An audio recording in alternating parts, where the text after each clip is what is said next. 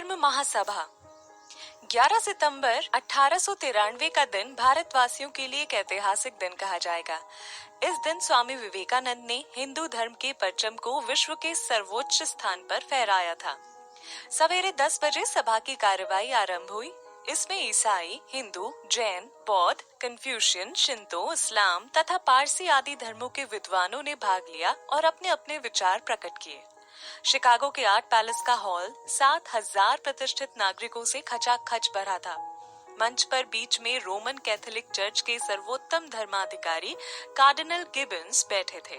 उनकी दाहिनी तथा बाईं ओर कलकत्ता ब्रह्म समाज के प्रताप चंद्र मजुमदार, बम्बई के नागरकर, सिंगली बौद्ध धर्म के धर्मपाल, जैन धर्म के गांधी तथा थियोसॉफिकल सोसाइटी के चक्रवतब और एनी बेसेंट आदि विद्वान बैठे थे। उन्हीं के साथ स्वामी विवेकानंद बैठे थे। प्रतिनिधिगण एक एक कर उठते और अपना लिखित भाषण पढ़कर बैठ जाते। स्वामी विवेकानंद तो बिना तैयारी के गए थे।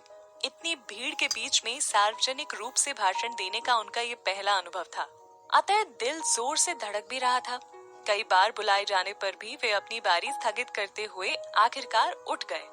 उन्हें उठना ही पड़ा। मन ही मन देवी सरस्वती को प्रणाम कर वे बोले, अमेरिका वासी बहनों और भाइयों, इतना सुनना था कि हजारों श्रोता अपनी कुर्सियों से उठ खड़े हुए और तालियां बजाकर उनका स्वागत करने लगे।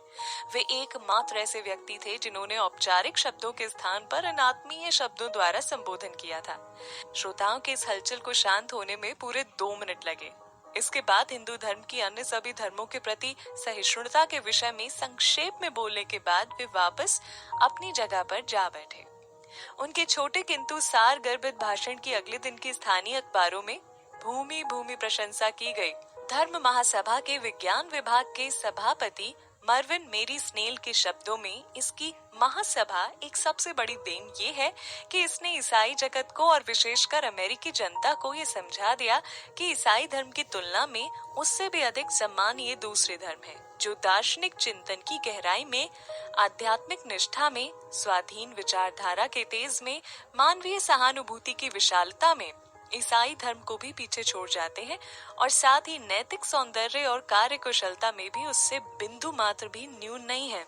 एक यहूदी विद्वान ने स्वामी जी का व्याख्यान सुनने के बाद कहा, मुझे जीवन में पहली बार अनुभव हुआ कि मेरा यहूदी धर्म सत्य है। केवल स्वामी जी ईश्वर के बारे में बोले, जो कि सभी धर्मों के चरम लक्ष्य तथा सार सर्वस्व है, जबकि अन्य सभी वक्ताओं ने अपने ही आदर्श अथवा संप्रदाय को श्रेष्ठ ठहराने के बारे में तर्क दिए। ये धर्म सभा 17 दिन तक चली और स्वामी विवेकानंद अक्सर सबसे आखिर में व्याख्यान देते थे। उनका व्याख्यान सुनने के लिए श्रोतागण आखिर क्षण तक अपनी कुर्सियों से चिपके रहते थे। अखबार उनकी खबरों से भरे रहते थे। शिकागो की सड़कों पर उनके आदमकद चित्र टांग दिए गए। लोग उन्हें श्रद्धा से नमस्कार करके आगे निकलते थे। जहाँ एक और प्रशंसकों की भीड़ थी, तो कुछ कट्टर ईसाई उनकी सफलता से चिढ़ भी गए थे। वे तरह तरह से स्वामी जी को बदनाम और परेशान करने लगे, लेकिन सांच को आंच नहीं। स्वामी जी भी इस निंदा विष के दुष्प्रभाव से साफ बचे रहे। धर्म महासभा के अंतिम दिन 27 सितंबर को इसका उपसंहार करते हुए स्वामी जी ने कहा, ईसाई को हिंदू या बौद्ध नहीं हो जाना चाहिए और न हिंदू अथवा बौद्ध को ईसाई ही, पर हाँ, प्रत्येक को चाहिए कि वो दूसरों के सार भाग को आत्मसात करके पुष्टि लाभ करे और अपने वैशिष्ट्य की रक्षा करते हुए अपनी निजी वृद्धि के नियम के अनुसार विकसित हो।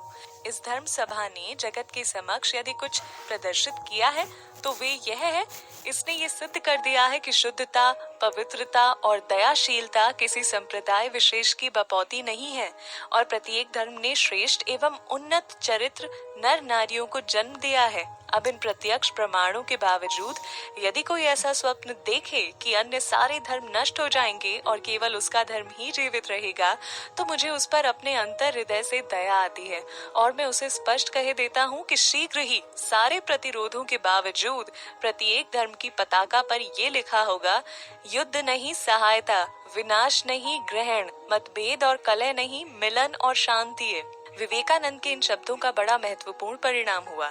उन्होंने वेदांत की सार्वभौमिक वाणी का प्रचार किया था, जिसके फलस्वरूप आर्य धर्म, आर्य जाति और आर्य भूमि संसार की दृष्टि में पूजनीय हो गई। हिंदू जाति पद दलित है पर घृणित नहीं। दीन दुखी होने पर भी बहुमूल्य पारमार्थिक संपत्ति की अधिकारिणी है और धर्म के क्षेत्र में जगत गुरु होने के योग्य है। अनेक शताब्दियों के बाद विवेकानंद ने हिंदू जाति को अपनी मर्यादा का बोध कराया।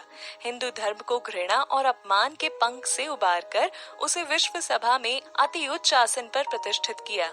इसके बाद Swami ji Iowa City, Des Moines, Memphis, Indianapolis, Minneapolis, Detroit, Buffalo, Hartford, Boston, Cambridge, New York, Baltimore, Washington तथा अन्य अनेक नगरों में व्याख्यान देने गए। इन तूफानी दौरों के चलते उन्हें तूफानी हिंदू की संज्ञा दी गई। स्वामी विवेकानंद नकली ईसाई धर्म और अनेक ईसाई नेताओं के धार्मिक मिथ्याचार के प्रति विशेष कठोर थे। ऐसे लोगों पर स्वामी जी वज्र के समान टूट पड़ते थे। इस कारण उन्हें विरोध का सामना भी करना पड़ता था, लेकिन वे मानवता के प्रेमी थे। वे मानव को ही ईश्वर की सर्वोच्च अभिव्यक्ति मानते थे और वही ईश्वर विश्व में सर्वत्र सताए जा रहे थे। इस प्रकार अमेरिका में उनका दोहरा मिशन था। भारतीय जनता के पुनरुत्थान हेतु अमेरिकी धन, विज्ञान तथा प्रौद्योगिकी की सहायता लेना, जो वो चाहते थे, और बदले में अमेरिकी भौतिक प्रगति को सार्थक बनाने के लिए उन्हें आत्मा का अनंत ज्ञान देना चाहते थे।